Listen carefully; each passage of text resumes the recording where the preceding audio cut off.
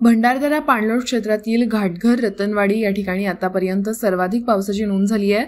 घाटघर आणि रतनवाडी या गावांना गेल्या 20 दिवसांपासून सूर्यदर्शन झालं नाहीये।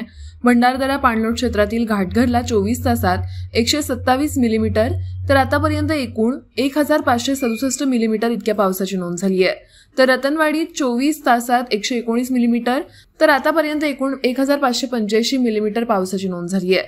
आतापर्यंत या दोन ठिकाणी सर्वाधिक पाऊस कोसळल्याची नोंद जलसंपदा विभागाकडे आहे। यानंतर पांजरे, भंडारदरा, वाकी, निळवंडे या ठिकाणी देखील मध्यम स्वरूपाचा पाऊस कोसळलाय। आज गुरुवारी सकाळी 6 वाजता भंडारदरा धरणाचा पाणीसाठा 7182 दशलक्ष घनफुटावर जाऊन पोहोचलाय। तर निळवंडे धरणाचा पाणीसाठा 4523 दशलक्ष घनफुटावर जाऊन पोहोचलाय। आढळा खोऱ्यातील देवठाण येथील आढळा धरण 1048 दशलक्ष घनफुटावर जाऊन पोहोचलंय।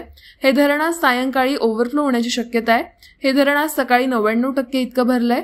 गेल्या अनेक वर्षांनंतर अकोले तालुक्यात जून महिन्यातच सर्वाधिक धरणं ओव्हरफ्लो झाली आहेत। अजून जुलै आणि ऑगस्ट या महिन्यातील मुसळधार पाऊस बाकी आहे। त्यामुळे यंदा भंडारदरा, निळवंडे, आढळा या धरणातील पाणी मोठ्या प्रमाणावर सोडलं जाण्याची शक्यता असून येत्या काही दिवसात नद्यांना मोठे पूरही येऊ शकतात। अकोले टाइम्ससाठी अमोल शिर्के, अकोले यांचा हा रिपोर्ट।